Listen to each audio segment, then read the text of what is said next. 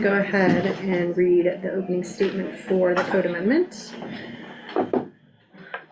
And this is for, sorry, hang on just 1 second.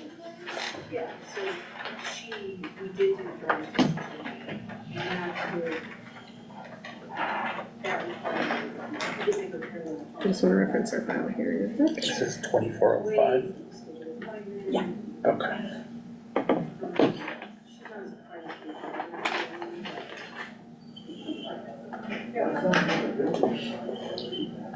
Okay, we are going to move down to new business item, file 24-05, which is the land development code amendment regarding approval criteria. The Lake County Planning Commission and the Board of County Commissioners will now conduct a joint public hearing. The statement I'm reading shall be incorporated into and made a part of the record on these proceedings. The Planning Commission and the Board of County Commissioners have jurisdiction to conduct a joint public hearing on a land development code amendment under sections 3.8 of the Lake County Land Development Code. The purpose of this hearing is to consider whether the proposed amendment should be approved. In considering that matter, the Commission will address the approval criteria set forth in section 3.8.9 of the Lake County Land Development Code. The procedure to be followed in this hearing will be the county staff will make initial presentation. After that, any other persons either supporting or opposing the application may present evidence.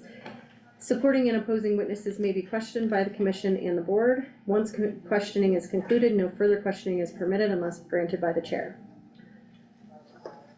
The parties and witnesses are asked to not submit redundant, irrelevant, or cumulative evidence. If someone has already made the point that you wish to make, please simply say so. The chair will also require that all comments be made to the Planning Commission and the Board, and that there be no dialogue between the applicant and members of the audience.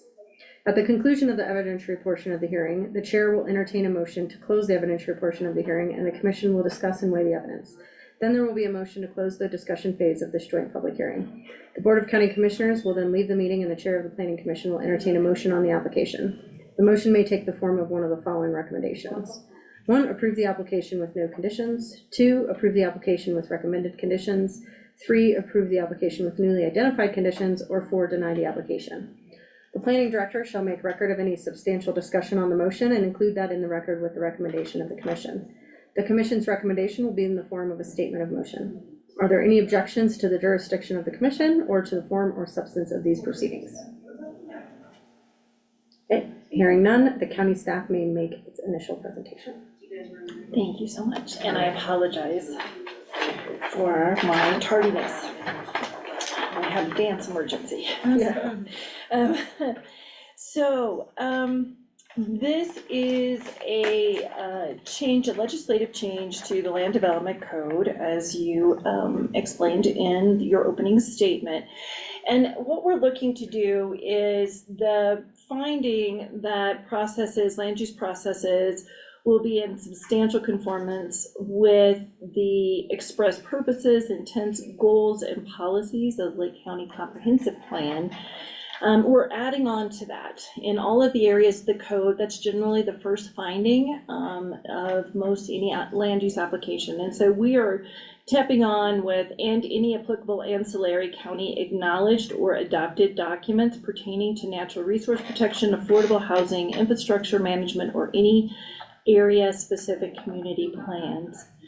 And so what I would just piggyback on this with, we're talking about plans such as the housing needs assessment, the community wildfire protection plan, the hazard mitigation plan, the PROS plan or recreation master plan, any study or plan that we have spent time and resources in order to bring that information to a final plan and report. We want to be cognizant of those. This amendment is asking us to be cognizant of those in the review. Just like the comprehensive plan is a is not a regulatory document, it's an advisory document. So would these plans be. Having knowledge of these different studies and plans and this wealth of information that time and resource and different groups have worked on just gives us a better understanding of our community as a whole. And so we can look to potentially, if we identify, there are certain areas that conditions exist, it gives us the opportunity to look at ways to mitigate those impacts, ways in which to make better informed decision-making. And so it also allows us the opportunity to put all of that into play in our decision-making. And so that's why it's being suggested. Now, I know we've all heard we don't want those plans to grow dust on a shelf. And so this is a way to bring them in to make thoughtful decision-making in light of the work that's been done. And in some cases, they are advisory in nature, so they help inform the decision-making. Perhaps it'll result in a condition that helps mitigate the better understanding that we have of the overall conditions within our community. And so the idea behind this is that it allows for better decision-making, more informed decision-making, and just a better understanding of the overall application in front of you. So that's, you'll see that within the staff report, we've identified all of the different land use applications where this is the very first finding that you will find, or that has to be found in order to grant an approval or a conditional approval, if it can be conditioned to meet that finding. And so those are all the different types of applications on page 2, where we would be amending the code if it is recommended by the Planning Commission to take this to the board for decision making. So happy to answer any questions about how this would actually apply in the actual application of review for a land use application in any of those instances, or any questions that you might have. The only question I have is the ancillary acknowledged or adopted documents. Those are all publicly available, correct? These aren't any discoveries that are held,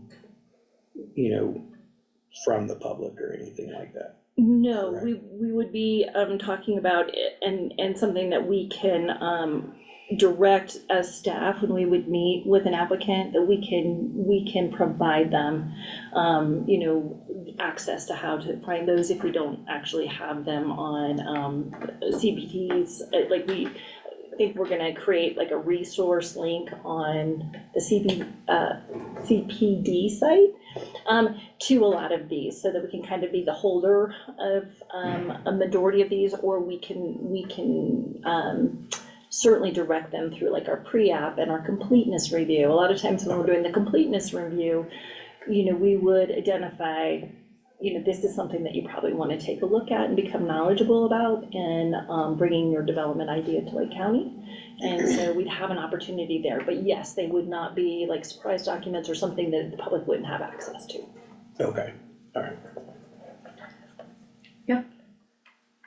I think we can, develop a list, and, there's things too, I wonder about the language in like conformance, because you want conformance with the Lake County Comprehensive Plan. And, or just like reference to some of the other ones, because they aren't necessarily made with the understanding that they're going to be Regulations. Yeah. So yeah, I think that there is, let's say that one of these plans identifies an area that has some sensitivities to it, where a development application is coming in that might be, like a perceived conflict. So what it gives us the opportunity as staff is to really dig into that. A lot of times we can go to whether it be, whomever was the author of that plan, and look to make sure that they've been included in our referral, and look to them of, okay, so we identify that we potentially have something within your plan that you identified a sensitivity to. please help us understand how can we find a compromise in there? How could we mitigate any impact? And then also consider, so that the decision-making, when it's final, you can weigh those impacts. Make sure that, has there been a condition, but perhaps that will kind of alleviate the degree of impact, and look for that to be present. So I think that substantial conformance is more, that is with the comp plan. We could perhaps wordsmith a bit before we take it to the Board of County Commissioners to just acknowledge that, again, the comp plan is advisory, it's not regulatory. And so I think the manner of being substantially conformance, I'm not in conformance. I'm not an attorney, however, we have one here. So she may have some thoughts too. But staff has been operating in the thought that this is a way to not necessarily say that we are regulating, because a lot of plans aren't regulatory, neither is a comp plan.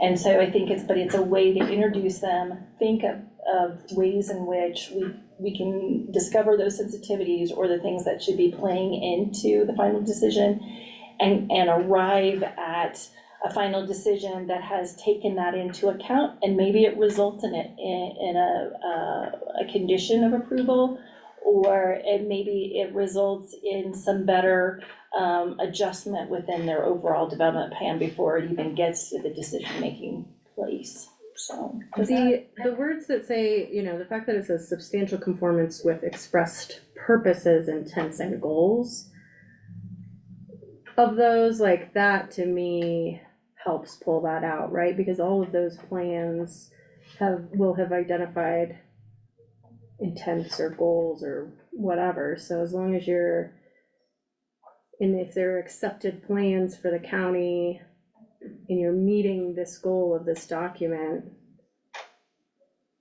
Yeah, go ahead. I think it does a couple of things. One is these plans, goals, objectives, guidelines, rules, regulations, all of which are not incorporated into the code, are flexible. That's even fees, but that isn't addressing fees. To allow a community to adjust to the changing demands as a guiding principle, or goals, or objectives, but you're not married to them. So that's the beauty of them in my mind.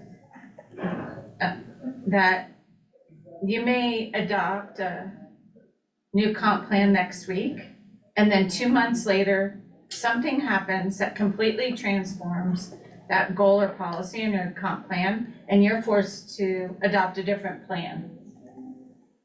So this provision says, staff can go and use these documents to bolster its recommendation to all of you for approval, but it also provides this incredible opportunity for flexibility. Because the problem with your code is that it's really hard to change, and it's expensive to change, and it's really there to provide your guiding rules, laws, really. But all these plans and planning and development and land use are always changing and evolving. And so you want that flexibility, and particularly if you have a development come in, you want to have the resources available to bolster your argument, bolster maybe somebody upset and potentially gonna sue you because they don't like your decision for 106 or something. So all these plans and guidelines help with that. And to be perfectly frank, it also helps when you don't think it's working with your code. And I've always found that to be the most powerful source. If it's just a project that doesn't quite fit and you need even more ammunition, for lack of a better description, to deny an application. So it works both ways. It helps you and it helps you make better decisions, particularly as planning commission, because you can use all these plans that got approved and, sometimes they're tedious to approve and comp plans are really tedious and that they can be really helpful. And the court, let's say you had a 106 challenge, which means your decision that the OCC is challenged, all those guidelines, rules, plans, they look to those, to ensure that you've created a record. So hopefully that helps. I mean, I really just think it's a catch-all to help staff make better decisions and help you make more sound decisions. I just have another thing, so does the word substantial, that vagueness that Yes, substantial it's a perfect- creates, Legal term, right? but does it hurt transparency then from one decision to another? Because there's nothing uniform about substantial. I mean, that word is used all the time, like substantial conformance, substantial compliance, because it's never gonna fit perfectly, right? Right, and I understand that, but is there a better way to do that and still provide the flexibility?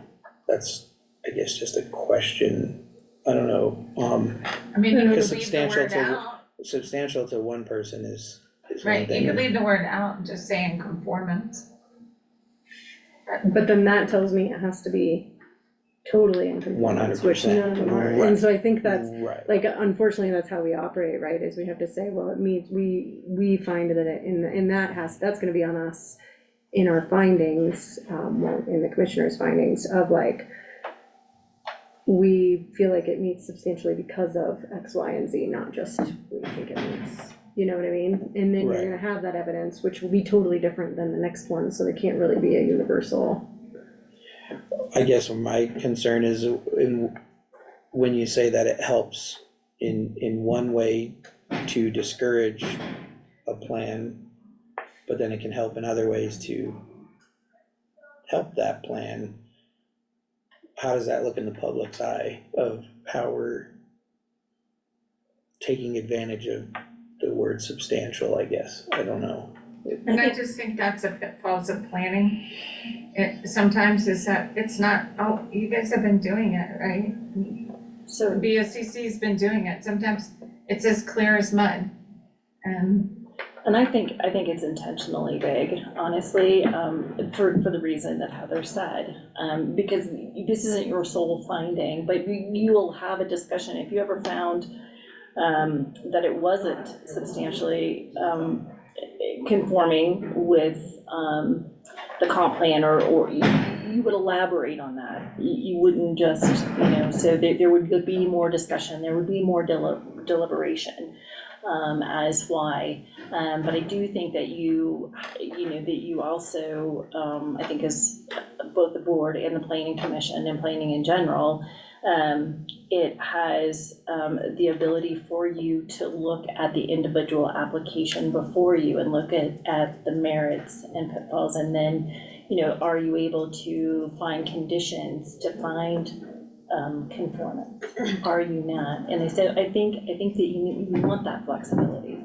Well, and if you, in the terms of it's gonna help some and discourage others, that's kind of the goal, right? Like if our plans and comp plan are pointing to a Leadville that looks like this, it's gonna have to discourage the plans that look like this. Okay, But encourage the ones that do look like this, I think is the idea behind that. I just wanna wording. make sure that process looks fair and Yeah. equitable on both sides of it. Yeah, I guess yeah, that's and I my think, bigger and I think concern. that may be part of it, right, is like some of the plans may be really vague, and not have enough, relevance to a specific application maybe, and so then it's gonna be up to, staff and or the applicant to find relevance in a different plan or in a different, in the comp plan compliance, or that's my view on how that would end up playing out. Okay. DCB, Yeah, I mean, I'd echo that, and I just think a lot of time and energy and money goes into reports like the Lake County Housing Needs Assessment, and being able to consider those documents in decisions feels super important to me.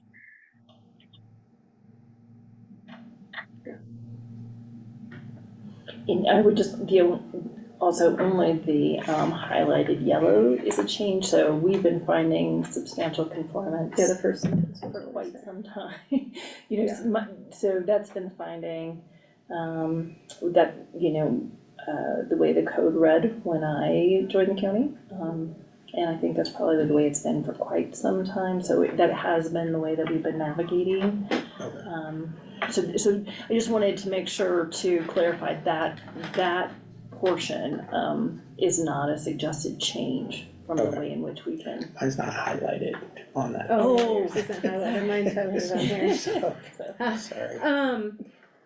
One thing I guess also is the words county acknowledged or adopted. I'm assuming that somehow is like kind of formally done. Most of the time. As far as, right, cause As like there the could board be of like commissioners. this funny little group over here creating their own housing plan, and then somebody's like, yeah, but I follow their Right, well, plan. that's kind of what I am not necessarily worried about, but there's, like, we have the wildlife toolkit, or we have the public health, the Lake County Community Health Program Work Plan, which is like the blood Mhm. lead and the EPA, and we've got the ecosystem management plan, and again, I feel like I think all of them are really great for applicants to be familiar with, and all of us as decision makers to be familiar with, because it can build a stronger, more appropriate application, and gives us the flexibility to like guide that, but a lot of those, like even the CWPP, it's like, oh yeah, best material in a house could be X, Y, and Z for a fire, but we're not necessarily like saying that that's policy and that should be required of home building. I'm a little concerned about like the conversation about bridging the gap there of using the tool and actually like enforcing some of that. And I think it would be helpful as we go along that we all like develop that list and try to understand what plans or Mhm. observations or collected information is out there.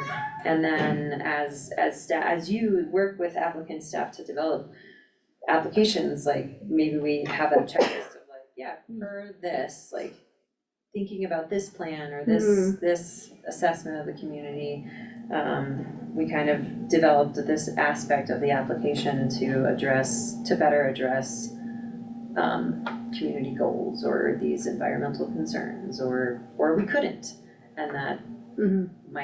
may or may not be okay. Yeah, and I think there can be discussion amongst planning commission and the board, obviously too, of the relevance of a plan, right? Like, we've seen plans come forward, all with the best intent that maybe results weren't accurate or great, or ones we feel like the county can actually follow, or anything like that, and I think that's where the conversation piece happens of like, this isn't the reason we're okay with this not substantially meeting this code is because of X, Y, and Z, and just as long as that conversation is happening, I think that works. And did you say there was a current list of those recognized? I said I think that, with the adoption of this legislative change, that we would start creating, we talked about this a while ago, but we haven't actually made it something that you could access off our website, have a resource, where we list all of the different, plans and studies, and we just keep, create like a library of them and just have those available to access on our website. That would be a great place. I know Sarah and I talked about that quite some time ago when we created CPD, and there just hasn't been the opportunity, but I think this would bring kind of create the need for us to be able to kind of keep that list growing and kind of be the source for the source of those. So, but yes, and I liked how Ruth, kind of guiding principles. and what's the intent and goal of it. So, there may be a little bit of interpretation within, different elements of it, but again, what's the guiding principle?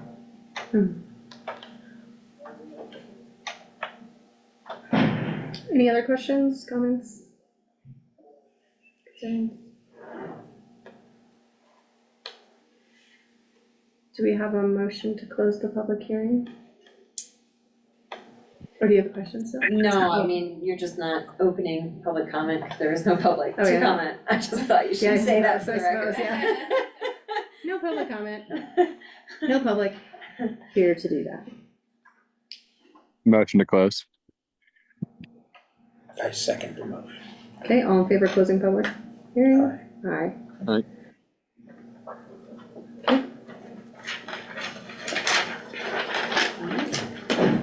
Good night. Good night. Are we done? Almost. Almost. I mean, you can probably be done also. All right, if there's no more discussion, I'd entertain a motion.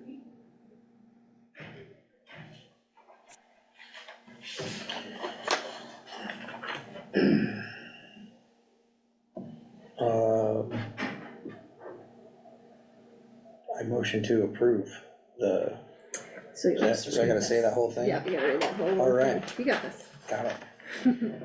I move the planning commission recommend approval of file number 24-05, a code amendment to sections 3.5.8, 3.6.1F, 3.8.9, 3.11.3H, 3.11.4H, 3.13.3, 3.15.3, E, 3.16.3H, 3.16.4H, 3.17.3, 3.20.7, 3.21.5, and 5.2.27.1D to the Board of County Commissioners, and that a resolution be prepared to memorialize the decision, making the following findings.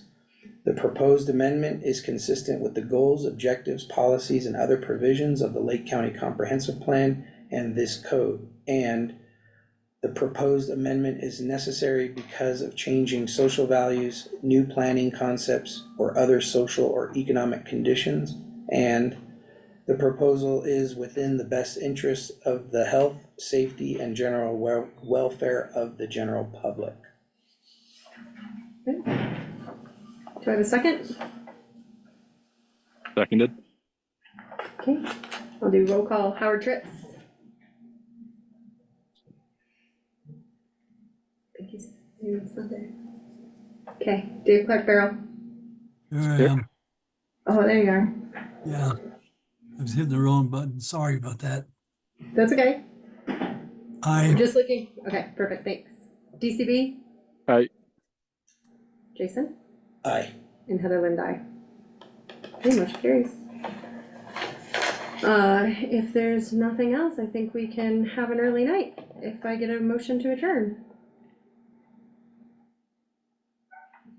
I make move the to motion adjourn. to adjourn. Good second. I second the motion. Okay, all in favor, aye. Aye. Thanks, guys. See you Aye. next time. Thank you. Hey, thank you all.